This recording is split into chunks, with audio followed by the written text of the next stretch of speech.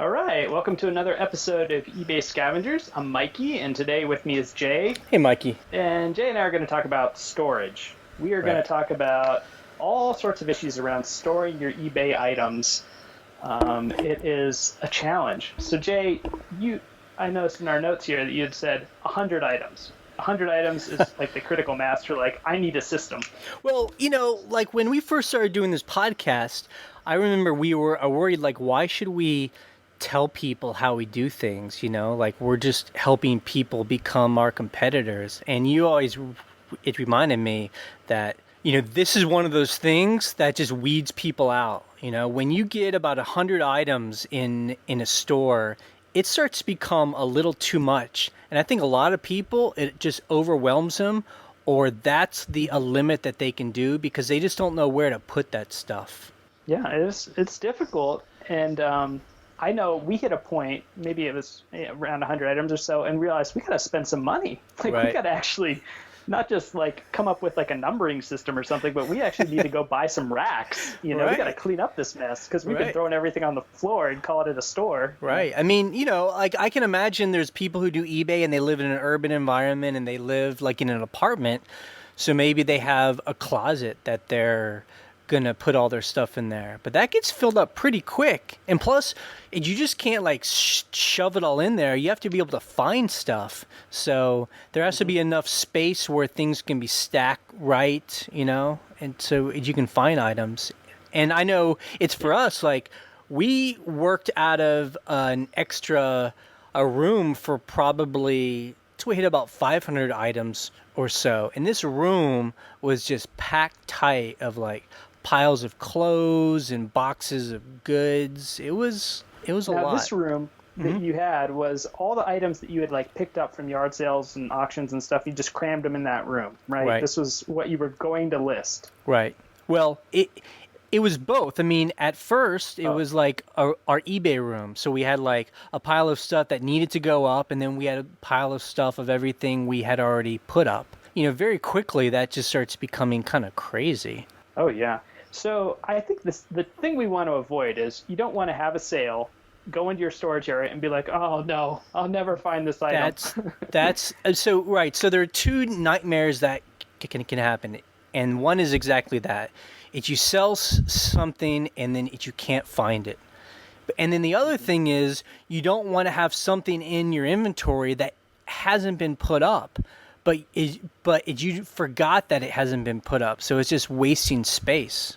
Yeah, it's just in your storeroom. And I think there's also a quality of life issue on that. It's Yes. like you don't want this to be a burden every time you have to go find an item, right? You want this to be as smooth as possible. Find it, pack it, ship it. Right. Now, let's remind people. So on our blog on ebayscavengers.com for this episode, we've posted 2 slideshows, and you can see photos of my storage and then of the way a Mikey stores.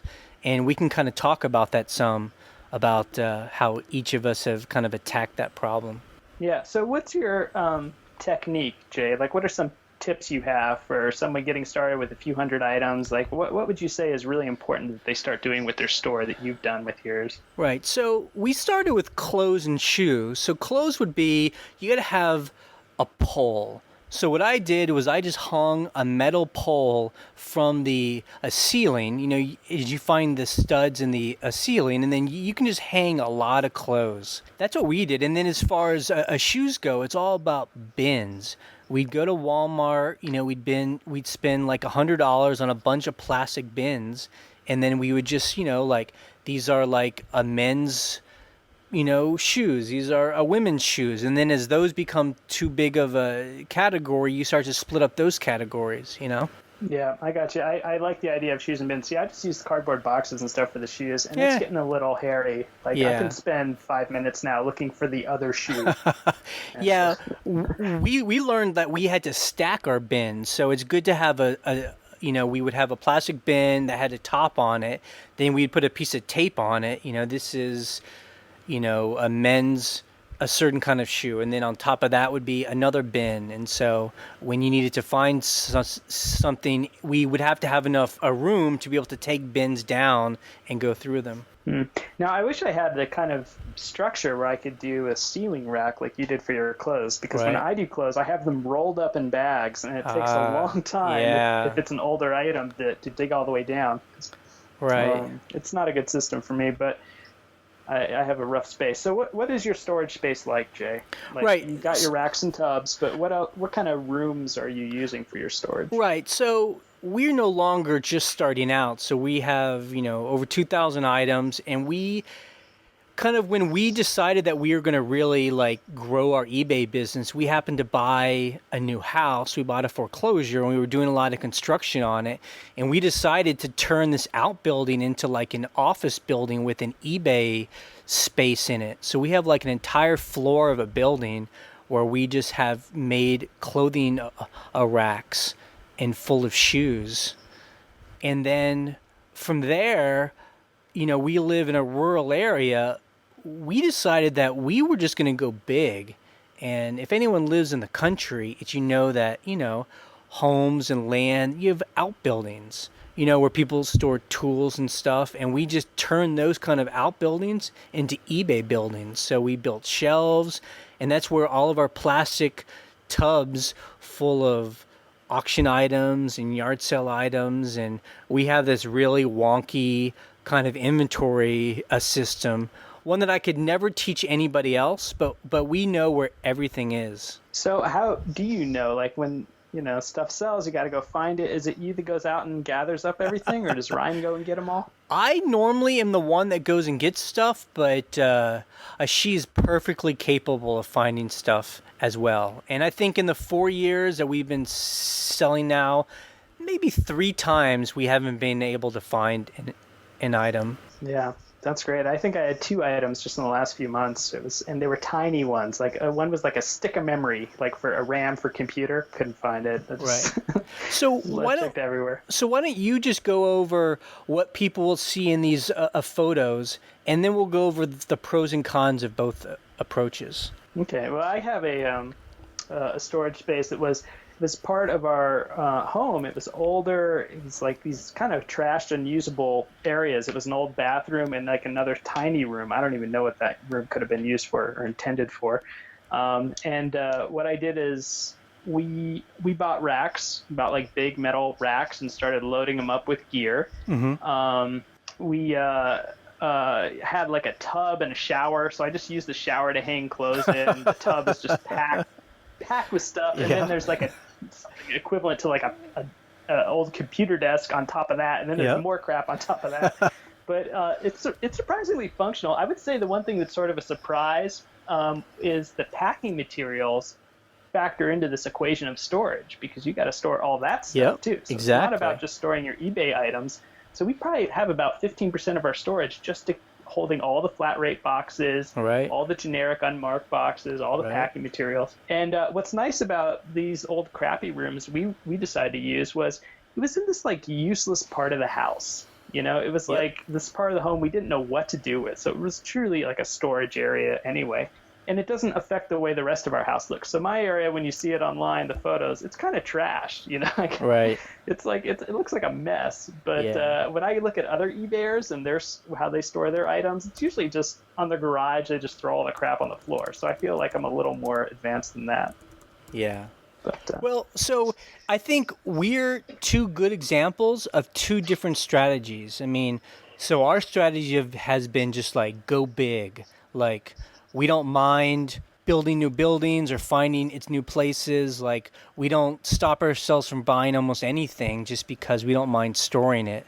Now, your strategy has been just keep it tight and neat, and you then let that dictate what you guys are willing to buy based on storage. Well, when we first started, it was more when we first started doing eBay seriously. We didn't have any strategy, so we bought whatever typewriters, and popcorn makers, or whatever.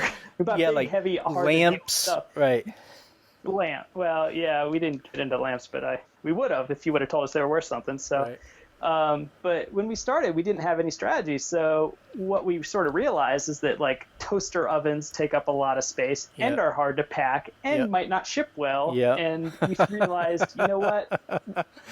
Let's just stick to the small stuff because there's some small stuff out there that's worth it. It's fun for us to pick up. We like the packing and storage and everything about the small stuff. So we decided to try to keep our inventory small just to reduce the headaches of the rest of the transaction. Right. Not even so much for the storage. You know, that would have been an easy thing to get around. We could buy a shipping container and have a bunch of storage right away. But I just didn't want to deal with the time of shipping and dealing with the user over more fragile, larger items. Why don't we both be honest here? So the going big the way we've done, as people can see in the photos on the blog, it's 4 storage buildings now.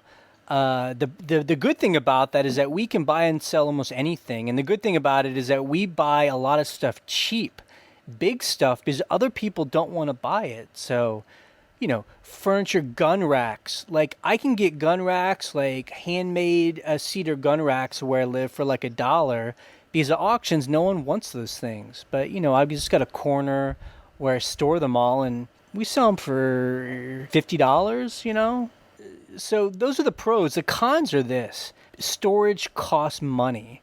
So it costs us money to either build these buildings or to update them and put in shelving and stuff. Items can get lost if we aren't super organized about it. That can happen.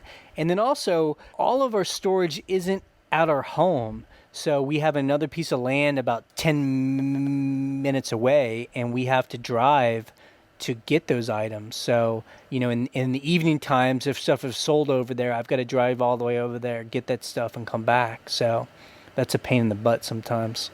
Yeah, your pro is definitely my con on this in terms of when you go big. Yeah. For you, that's great because eBay loves stuff. Loves people that are willing to ship the big stuff. So right. you're probably doing great on a lot of items because other people are like me. Like I'm not going to ship that giant lamp. Yep. And so you're not only do you get higher prices for it, but you're getting you're buying items at yard sales that no one wants to take home. You're selling them on eBay for higher price because no one else is listing them. Like I think that's really in your favor. But I want to say with the storage thing, it's really a time factor. Yeah. Like when you look at an item that's big, are you immediately doing the equation of I can sell that in 3 months? I'm sure. Are you doing that kind of thing? Or Absolutely. I might hold on to that for 3 years. I know. I mean, like as we get more experience, there are definitely items like, it's like you said, toaster ovens, typewriters. We don't buy that stuff anymore because we're like, number one, it's bulky. It's going to be a pain to store. And then number two, it's a pain to ship. And then how much do you really make from that? I mean, if for bigger items, if we weren't making it's $50+ on it, it's not worth it. Yeah, I'd want even more to do it, but I would do it. I mean, there would be cases where I'd be at a yard sale and there'd be something really big and heavy and awkward to ship and everything, but I'd say, I know I can move that immediately, and I would buy it just because I know I could, underprice it and move it that week. Now, it wouldn't even sit in my storage. Now, is there anything that you don't like about staying small, about just, storing stuff in the extra couple rooms you have? Oh, absolutely. The thing that sucks about being the small guy is when I go to a yard sale, there's half the items there I would have bought and taken home and listed, except that they're too big. So Yeah. I'm limiting my options. Right. I'm becoming specialized, which is the one thing we do not advocate. Don't specialize. Be generalist. Just pick up anything that you know is valuable. Right. And so that sucks about being the small guys because I'm leaving a lot of stuff on the table. So, I mean, how small are you trying to keep? It's maintained. Ideal size to me, like just perfect size, is shoes would be the large end Right. of the scale. And the small end of the scale would be like sunglasses and stuff you wear usually, like bolo ties, belt buckles. Like those are the ideal size Right. for me because they're cell phones, Yep. those kind of even power supplies. Yep. Just because there's a good markup and they're so small Yeah. that you can just throw them in a plastic bag and ship it. Every so often. You could have an inventory of 10,000 items and it would just fit on a bookshelf. Yeah. Every so often, my partner will say, like, I just wish we could just sell ties, like, they're cheap. it's you throw them in some kind of envelope and mail it off. But there's just no money in that. Yeah, there's not much. And the thing with ties is they'll sit online for 3 years. Yeah. You know, that's my fear is that I have a store of 1,000 items that nobody wants. Right. And, So, but that's the time factor again. But I think for it's new people that are hearing this, I just think that's the whole point is that if something's a pain in the ass to pack and ship, very often that's why you're going to make some cash off of it because other people don't want to go through that, People just they want to sell like coffee mugs and easy stuff. Yeah, it would probably be a great eBay strategy to hire someone, high school kids, whatever, just to pack items well and ship them, and pick up the big bulky items that nobody wants from the auction and yard sales that all the other eBayers are going to leave behind because they don't want to ship it, and just have this one person doing all the hard work and packing.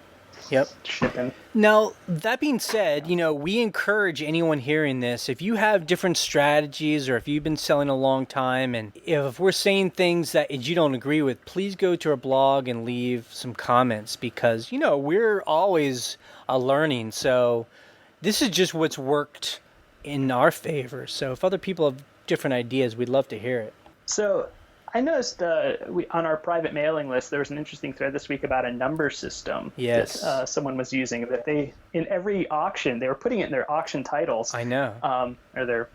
And that was kind of weird. Like that title space is so valuable. Why would you put your proprietary number there and not into the body? Which would make more sense to me. But they had some crazy like Dewey Decimal sort of system that they were categorizing all their items with special numbers.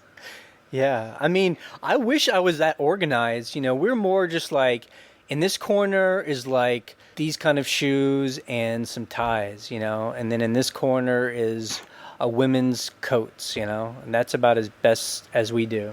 Well, I break mine down by like, we got, a box for glasses, we got a box for belt buckles, we got stuff for tools you use your hands with, sporting goods, stuffed animals. We have all these weird categories, toys, magic tricks.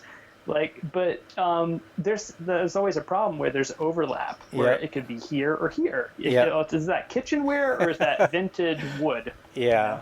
I mean, the good thing is that we eventually find it, even though we have to go through maybe 2 different categories. Like, what category was in our mind when we put this in, So as long as it can only be in one of 2 places, that's not too bad. I should put in keywords at the bottom when I list items, just so I have an idea of what I was thinking when I went to put it away. Now, I was going to say, I have a partner, so every time we put items away, we try to get each other.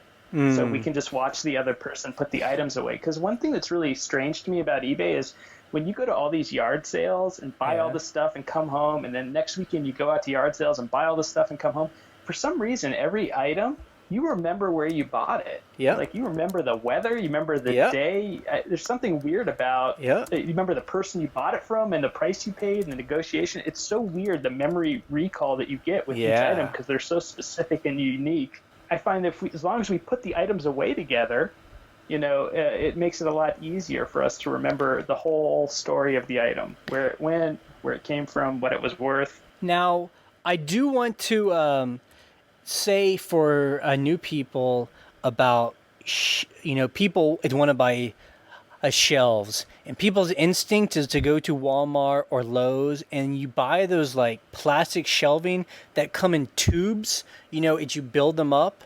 I know we started it's with those and they're the worst. I just cannot say more bad stuff about it because I had 2 of them fall over on me and we broke some merchandise just because that shelving, it's not locked to a wall and it's only for like really light items. So as soon as you start putting any kind of weight on there, forget about it. They just fall over. I think it's almost the same price for the metal shelves. Right. And they're capable of holding like 700 pounds per shelf or something crazy heavy.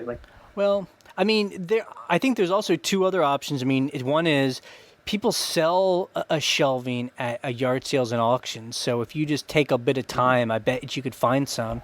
And then the other thing is that if you've gotten big enough to where you're kind of into eBay, like this is going to happen and you got to start building out, you can build shelves too. That's what we did. I mean, you buy some 2x4s and some plywood, and it takes an afternoon. It's not that hard, and you can get rock solid shelving that will not fall down. Yeah. I think the best thing that we had is when we started using shelving to fill to the ceiling. You get Right. so much more space if you Yeah. can use floor to ceiling shelves. So how do you keep those shelvings from falling down? Well, we have mostly metal shelving, Uh-huh. so it's pretty stable. Okay.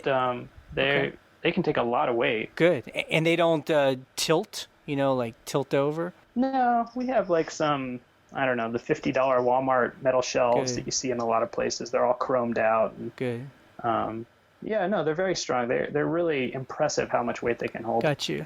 Now, the other thing I want to say, and this is for us, that when we started to get, really into eBay and we were like, this is happening, we like this, we're going to go big. We spent some serious cash to build storage. Like I said, I mean, we redid a whole outbuilding and then redid a bunch of smaller ones, and we spent $15,000, Obviously I'm not an accountant or a lawyer, but we were able to deduct that from our taxes because it's a business expense. I just throw that out there. It's for people who, might think like me and, just want to go big. Yeah. Like- I'm kind of surprised you guys didn't buy another shipping container before you switched to storing some stuff off-site.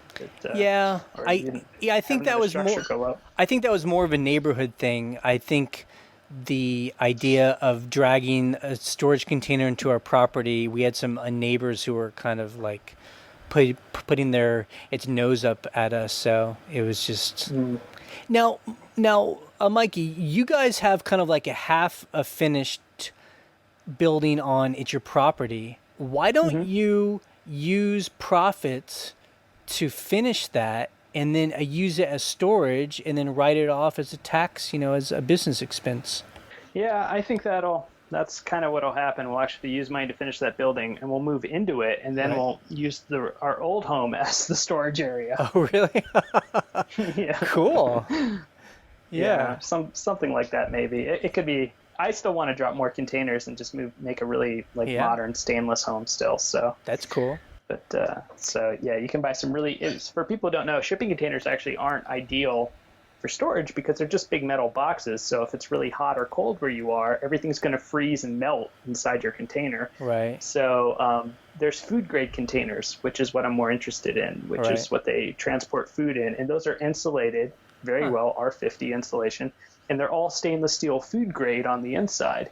So I kind of want to start using those type Wow. of containers for bigger storage in the future, and for living space or for kitchens. Like I just think it's a much cooler building Yep. block to work with. I mean, I think that the cool thing about this conversation we're having is that, because we're kind of scavengers, I know for us it was kind of cool when we were doing our house. I mean, basically you can do anything, We kind of rebuilt this house because it was really in crappy shape, and we kind of rebuilt it exactly the way we wanted it based on our needs, and I think that's smart. Yeah, it's kind of cool that there are no limits. It's creative as you want to be with this stuff. So, I do anyway, have. is there anything else you want to add to our Yeah, storage? I know that. episode? I know we're going a little bit long here. I do have one question for you. So, where do you put your stuff that has not been put on eBay yet?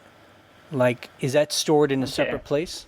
Well, I would say when we were really on our eBay game, we don't have stuff that's not on eBay. Wow. We go to the yard sales and we put it all up the same weekend, and we make $500 that day, when we're really Right. doing it right. And when we're not on our game, I put the stuff on a metal cart, and we just kind of hide it in the eBay storage Yeah. rooms that we use, and it's a little bit separated, so we know what we got to go through. But I can say that my willingness to get through that cart is way down right now because I'm not like in the game and just Yeah. listing 20 items a day. So the cart thing only works so much. I really like I'm tempted to throw the cart out now and just go buy a bunch more stuff and keep listing, because it was much more fun having the fresh new stuff you just picked up, and it's no fun to look at stuff that's been sitting on the cart for 2 months. And when you're not in the mood to list, are you always in the mood to go buy stuff. Yeah, isn't that a Yeah, problem? yeah. Certainly my Yeah. issue is, I'm always up for like going to Yep. the thrift store or yard sale. But it's No. work. It really is work Yep. to sit down and list. So I you don't mean, have that problem? no. We totally have that problem. Like, we are always buying stuff, and that's why I think I talked to you a couple weeks ago. We actually went out and rented just a storage space, that people rent. And that's where now we store all the stuff that we haven't put on eBay yet. And it's getting full pretty quick just because we decided we wanted a clean house. So in the house where we live, we're trying to keep it no eBay stuff, just clean. Yeah, I know. Yeah, we got the same thing. I don't want to look at this stuff. So we put it at the end of our house and don't go over there. Yeah. But again, if someone is hearing this, they're just starting out, they have, 100 things, 20 things or whatever, small amount, just keep it simple, It's work out of the extra bedroom, work in the basement, in the attic, and then, you'll know when it's time. You'll have to make that choice. Either you're going to really get in there and kind of build a business, which means you have to take care of storage, or you'll just stay small and it's more hobbyish, At some point, you got to go up. Cool. Set up and put some infrastructure in. So, all right. So that's our storage episode. Thanks, Yep. Jay. And next week, I don't know what's coming, but we got a lot of great recommendations on our website from listeners like you, with all sorts of topics for us to consider for the next episode. So we'll figure out who's doing it and what episode's coming next. Cool. See you, Mikey. All right. CJ.